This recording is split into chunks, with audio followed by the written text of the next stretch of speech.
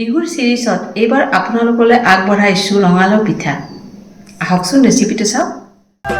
যিদিনা তোমাকে মই প্ৰথম দেখিলো সেইদিনাই তোমাৰে মই প্ৰেমত পৰিলো। যিদিনা তোমাকে মই প্ৰথম দেখিলো সেইদিনাই তোমাৰে মই প্ৰেমত পৰিলো। মিঠা হাঁহিতিৰে জানৈ বেকা চাৱনীৰে জগালা বুক